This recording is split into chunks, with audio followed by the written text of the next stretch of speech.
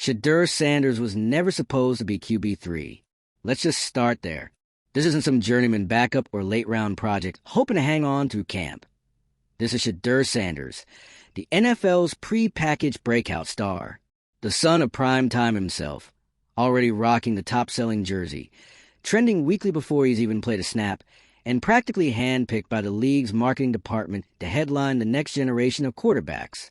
He's a walking storyline, a built-in media event, a brand in cleats. If you're into the real story and all the messy twists they don't show on highlight reels, go ahead and subscribe. And if you're sticking around to see how this Browns QB chaos plays out, you should definitely be subscribed. And Kevin Stefanski just parked all that momentum on the bench, actually behind the bench, because instead of riding the wave of hype and promise, Stefanski made the head-scratching decision to name rookie Dillon Gabriel the Browns' new starter, while demoting Sanders to third string. Not second, not developmental backup. Third, like clipboard duty, emergency relief, watching from the sidelines QB3. It's a move that's baffling on its football logic alone, but it's catastrophic from a league perspective. The NFL didn't build its empire on modest quarterback play and quiet personalities. It runs on spectacle, and Shedeur is the whole package. Charisma? Check. Legacy? Check. Performance potential? Absolutely. And yet, he's now positioned as an afterthought in Cleveland, on a team that desperately needs an identity. The league isn't even pretending to be chill about it. Roger Goodell publicly criticizing Stefanski is not some minor protocol breach. It's a full-blown intervention. The message is loud and clear. You do not show one of our premier star-building projects without consequences. This wasn't just a coaching decision. It was a brand risk. And Stefanski should have known better. This is the NFL of 1998, where gritty defense and quiet QB rooms ruled. It's 2025, and narrative is everything. Shedeur was the narrative, and now he's the controversy. Was Stefanski trying to send a message? Flex control? Stick to football reasons? If so, he just started a wildfire he's not remotely equipped to handle. Because here's the reality. The Browns don't have the luxury of wasting buzz. They're a franchise always on the edge of irrelevance. Sanders gave them life, energy, ticket sales. And now, they're not just back to square one. They've turned themselves into the league's biggest PR blunder. The Browns had a story that writes itself. A young, flashy QB with star lineage ready to shine under the lights. Instead, Stefanski fumbled that opportunity in favor of Dillon Gabriel, who may well be solid, but doesn't move a needle the way Shedeur does. And the fallout? Massive. League image bruised. Fan outrage brewing. And worst of all, Stefanski has now put a target on his own back. Because when the narrative machine is against you, it's not just about wins and losses anymore. It's about relevance. And Stefanski just benched the one player keeping the Browns in the national conversation. The quarterback saga in Cleveland has gone from curious to catastrophic. Dillon Gabriel has replaced Joe Flacco, and Shedeur Sanders, the quarterback the NFL has been carefully building up as its next star, is now QB3. Yes, QB3. This isn't just a roster update. It's a public unraveling of everything the NFL says it stands for, and at the center of it all is Kevin Stefanski. Stefanski, once hailed as a steady and reliable coach, has now become the villain in one of the league's biggest controversies. By moving Shedeur Sanders to third string, Stefanski didn't just shuffle his depth chart. He challenged the NFL's entire branding strategy, undermining the league's obsession with its next big thing. This decision has transformed a coaching move into a full-blown spectacle, drawing the commissioner himself and raising questions about the future of competition in the NFL. The NFL today isn't just about winning games. It's about protecting and promoting its stars. It's about building narratives and keeping ratings high. And Shedeur Sanders isn't just a young quarterback. He's a marketing centerpiece. His name is already synonymous with jersey sales, highlight reels, and a younger generation of fans. The league has poured its resources into making Sanders a face of the future, and yet here he is, watching from the sidelines as QB3. This isn't how it was supposed to go. Sanders was being positioned as a future franchise player. Instead, Stefanski's decision has cast him as a tragic hero, the victim of a coaching move that the media and fans have widely condemned. The situation has been blown up by coverage and speculation, but the core fact remains. Stefanski benched a player the league had clearly earmarked as one of its key assets. And it's not just fans who are upset. Roger Goodell himself has stepped into the fray. The commissioner rarely makes public statements about coaching decisions, but in this case he did, and his criticism of Stefanski was sharp. That alone tells you how much the league cares about its star narratives. Goodell isn't worried about who's taking snaps for the Browns. He's worried about the message this sends, that the NFL's next big star can be shoved aside without a second thought. Goodell's public rebuke shows how intertwined the NFL's leadership has become with its media strategy. He's not acting like a neutral figure here. He's acting like a producer, stepping in to protect the show.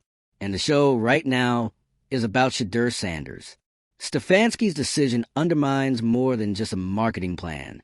It exposes how far the NFL has drifted from its core values: player safety, officiating integrity, fair competition. All the things the league claims to prioritize have taken a backseat to spectacle. Coaching decisions are no longer just about who gives the team the best chance to win. They're about how those decisions look, how they affect ratings, and how they impact the carefully curated image of the league. That's what makes this controversy so significant. It's not just about one quarterback. It's about how the NFL has transformed coaching into a media event. Every depth chart change is now a headline. Every personnel move is a narrative twist. And when the league's hand-picked future star is the one being demoted, the backlash is inevitable. Shedeur Sanders exemplifies how individual athletes have become central to the NFL's marketing strategies. His rise isn't just about his play on the field. It's about the league's investment in his image. By making him QB3, Stefanski sent a message that directly contradicts that investment. Whether he meant to or not, he disrupted the NFL's star-centric branding model. And this isn't just bad optics. It's bad leadership. Stefanski had to know what Shedeur Sanders represents to the league, even if he believed Gabriel was a better option. Pushing Sanders to QB3 instead of QB2 was a tone-deaf decision in a league that's built around star power. It made Sanders look like an afterthought and turned Stefanski into the story instead of the team's performance. The NFL's obsession with drama has blurred the line between sports and entertainment. Coaching decisions now resemble scripted reality show twists designed to spark debates and boost ratings. But in this case, Stefanski didn't create good drama. He created bad press. He handed the media a ready-made storyline, the misunderstood star and the out-of-touch coach. The league's priorities are clear. It values ratings and brand protection over the principles of sportsmanship. The Sanders-Stefanski controversy is a perfect example. The underlying issue here isn't really about who should start. It's about how the league protects its marketing investments. Shedeur Sanders isn't just a player. He's a product. And Stefanski mishandled that product in the most public way possible. The power of media framing can't be ignored either. The narrative of Stefanski as villain and Sanders as hero didn't just happen. It was built and amplified by media coverage. Every debate show, every sports talk segment, every headline reinforced the same story. Stefanski is a bad guy. Sanders is the wrong star. That narrative puts even more pressure on the league to respond, which is why Goodell stepped in so publicly. This cycle, outrage, backlash, redemption, is the new normal for the NFL. It keeps fans engaged, but it also undermines the seriousness of the sport. Genuine athletic achievement gets lost in manufactured controversy. Coaching decisions are no longer evaluated on merit, but on how they play in the press. And that's the real danger. If the league continues down this path, coaching and player development will become secondary to narrative management. Football risks turning into a controlled entertainment product where authenticity and merit are secondary to storylines and ratings. The Sanders controversy shows how close we already are to that reality. Stefanski didn't just demote a player. He exposed the fragility of the system. He showed that even the league's chosen stars aren't immune to coaching decisions that make no sense within the context of the league's own branding. And he showed how quickly the league will step in when its image is at risk. Stefanski's decision was more than just questionable. It was reckless. It alienated fans, undermined the league's marketing, and cast doubt on his own judgment. By moving Shedeur Sanders to QB3, Stefanski turned himself into a case study in how not to handle the NFL's modern business model. Meanwhile, Sanders has been recast as a tragic hero. His silence speaks volumes. No dramatic press conferences. No social media meltdowns. Just stunned quiet, amplified by the media into a symbol of unfair treatment. Whether it's true or not, that's the narrative now. And it's a narrative the league will almost certainly try to fix. Sanders won't stay QB3 forever. The NFL will find a way to bring him back into the spotlight. When it happens, it'll be framed as a redemption story, the fallen star making his triumphant return. But we'll know the truth. It never should have happened in the first place. This is what happens when a coach tries to assert autonomy in a league that's become more about branding than competition. Stefanski thought he was making a football decision. Instead, he disrupted the show. And in the NFL of 2025, the show is what matters. The fallout isn't limited to Cleveland. This controversy is a warning to every coach in the league. Play the narrative game or risk becoming the next scapegoat. Coaching autonomy is no longer protected. The league expects its marketing investments to be handled with care, and it's willing to publicly rebuke coaches who step out of line. The Sanders-Stefanski saga is a turning point. It shows how much the NFL has changed. It raises uncomfortable questions about the future of coaching and competition, and it exposes the league's obsession with protecting its stars, even at the expense of authentic sportsmanship. Kevin Stefanski didn't just demote a quarterback. He became the face of a much bigger problem, a league that values entertainment over integrity. And that's why fans are angry. That's why the commissioner is involved. That's why this story won't go away. What do you think? Did Stefanski cross the line by making Sanders QB3? Or is this just the NFL showing its true colors? Drop your thoughts in the comments. Hit subscribe for more breakdowns of the league's biggest controversies, and stay tuned. Because in today's NFL, the drama never stops. At this point, Shedeur Sanders being QB3 is more than just a bad look. It's a case study in everything wrong with how the NFL operates in the media era. We're watching the league combust over a depth chart, not because the play on the field is so unpredictable, but because a single coach decided he was going to ignore the massive branding infrastructure propping up one of the NFL's most marketable young faces. And that's not just risky, that's career-threatening. Because Shedeur isn't just a quarterback. He's a quarterback, the one the NFL has been positioning as a future face of the league. Not necessarily because he's the most technically gifted or has the most decorated college resume, but because he moves numbers. Engagement, reach, demographic crossover. He's the kind of player you put in commercials before you put him in a Pro Bowl. So when Kevin Stefanski decided to demote him to QB3, he didn't just disrupt the team's game plan. He took a sledgehammer to a meticulously constructed storyline that the NFL has been feeding the public since Sanders entered the league. That's not something the league takes lightly. And the proof? The commissioner himself stepping into the controversy. Roger Goodell publicly criticizing a coach for a depth chart decision? That's unprecedented. This isn't about player safety or officiating gaffes. It's about image control. It's about narrative maintenance. It's about the league keeping a tight grip on the story it wants to tell and punishing the people who go off script. Because let's be honest, this isn't about football. Not anymore. If this were about football, Stefanski's decision would have been quietly questioned by analysts, debated on film study podcasts, and then forgotten. But this blew up into a full-on league-wide crisis because it wasn't about completion percentages.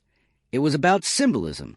Shedeur Sanders, like it or not, has become a symbol of the NFL's future, of its media-first model, of its transition from sports league to full-blown entertainment empire. And Kevin Stefanski, knowingly or not, took a blowtorch to that symbol. That's the part no one wants to say out loud, but everyone knows is true, because if this had happened to almost any other rookie quarterback, it would have been shrugged off, chalked up to development. A coach just taking his time. But Shedeur is different. He's part of the NFL's broader push to attract younger fans, casual viewers, and crossover audiences who don't just care about what happens on third down. They care about personality, storyline, Access, vibe, and Shedeur brings it in spades. Or he did, until he was thrown on the bench with zero warning, zero explanation, and zero regard for what it would mean from a perception standpoint. Stefanski either didn't understand the weight of that decision or didn't care. And honestly, it's hard to say which is worse. Because this wasn't just a football decision. It was a communications disaster. A self-inflicted narrative implosion that didn't just throw off the Browns. It shook the league's confidence in one of its own head coaches. The league relies on its coaches to toe a very specific line. Yes, they need to compete. Yes, they're hired to win. But they're also expected to protect the brand, to understand the assignment, and to recognize that some players are bigger than their stat lines. Some players are investments. And Shedeur Sanders is one of them. So when a coach makes a decision that openly defies that investment, it becomes a crisis. And that's exactly what this is, a full-blown crisis in how the league manages its stars, its stories, and the people entrusted to deliver both. And let's talk about how Stefanski did it. This wasn't a thoughtful recalibration. This wasn't a slow fade down the depth chart. It was abrupt, sloppy, almost defiant, as if Stefanski wanted to send a message, not just to Shedeur, but to everyone watching. I'm not beholden to the league's favorites. And in doing so, he made himself very expendable, because this move doesn't just hurt Shedeur. It hurts the team, the locker room chemistry, the fans who bought into the Sanders hype. And it undercuts the very structure the NFL has spent years perfecting. Star first, team second storytelling.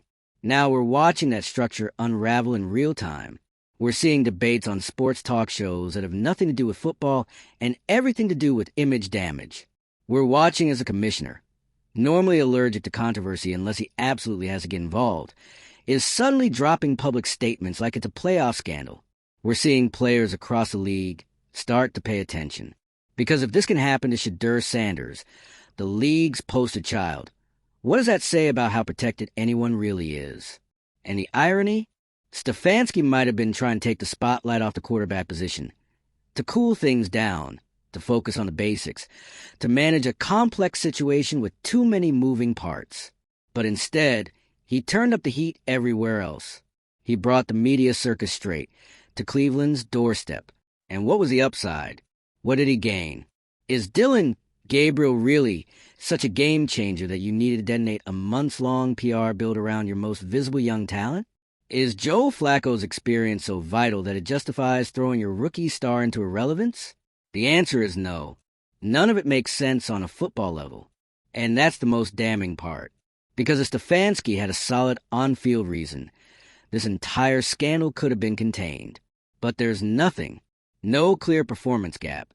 No glaring issue in the locker room. No public misstep from Shedeur. Just a weird, silent demotion that the league now has to pretend was reasonable while simultaneously working overtime to undo the damage it caused. And what does that tell you? That even the league knows this wasn't about football. It was about control, about hierarchy, about a coach making a statement at the worst possible time, and the league scrambling to protect what's left of the narrative they spent all off-season crafting. It's a power struggle, plain and simple. And right now, Stefanski is on the wrong side of it. Because while he may think he's in control of his team, the NFL has made it abundantly clear that coaches are not in control of the storyline. And when you disrupt the storyline, especially one that involves a highly marketable young star with national appeal, you don't just get questioned, you get corrected. The commissioner calling you out in public isn't a warning, it's a final notice. And what about Shedeur? He's quiet. Still, that silence has become part of the story now. Because in a league where players are usually so quick to fire off a response, on social media, in press conferences, through anonymous leaks, Shedeur has done none of that. No theatrics, no headlines, just stunned professional silence. And that silence, it's powerful. It's making Stefanski look even worse. Because the player everyone assumed would be loud and flashy about the snub has instead shown restraint. That contrast has only intensified the public sympathy, turned Shedeur from a hyped prospect into a wrong figure, a tragic centerpiece in a league that claims to reward performance, but often rewards alignment with the brand, the plan, the vision, And right now, Stefanski is wildly out of alignment. Whether he's let go after the season or not, his role in this saga has been locked in. He'll be remembered not for a game plan or a playoff run, but for benching the NFL's golden boy and turning a football decision into a national debate about who actually runs the league. Spoiler alert, it's not the coaches anymore. It's the media narrative. It's the star power. It's the entertainment value. That's the game now. That's the playbook. And Kevin Stefanski? He just fumbled the script. The Shedeur Sanders situation may have started as a depth chart decision, but by now, it's full-blown league theater. And Kevin Stefanski? He's not just the coach at the center of it. He's the symbol of a dying era. An era where coaching decisions happen behind closed doors. Where you could bench a quarterback based on a gut feeling and not have to answer to a league-wide media machine. Where the only thing that mattered was Sunday. But that era's over. Because today, the NFL doesn't just sell touchdowns. It sells characters. It sells arcs. It sells moments. And Shedeur Sanders was built to be a moment. A narrative centerpiece. A walking storyline the league could stretch across an entire season. And Stefanski bench him. Not with a plan. Not with a pivot. Just gone. No explanation. No accountability. Just a shrug and a spot at QB3. So, of course the league reacted. Of course the commissioner stepped in. This wasn't just bad optics. It was a direct hit to the NFL's business model. And now, Stefanski's the odd man out. Because the NFL may say it's about the best players playing, but what it's really about is momentum, star power, audience engagement, and Shedeur brings all three. Stefanski's decision was so stunningly disconnected from that reality, it begs the question, what game is he even coaching? It wasn't just tone deaf, it was damaging. To the league, to the locker room, to Shedeur, but worst of all, to himself. Because this will follow Stefanski. This won't just be a line on a game recap. It'll be a bullet point in his legacy. The coach who benched the NFL's brightest young face. The guy who thought the football field was still just a football field, not a stage. And Shedeur? He's still quiet, still focused, still waiting. But the moment the league needs him back, and make no mistake, he won't just return. He'll be elevated, because that's the play. That's how this machine works. Tear them down, build them up, sell the comeback. Stefanski, on the other hand, he won't be in the script. Now it's your turn. Does Stefanski underestimate the power of the brand? Should coaching decisions be protected from media spin? Or is this just how the league works now? Drop your thoughts in the comments. Subscribe for more NFL chaos coverage and stay tuned. Because in this league, the drama is always fourth and goal.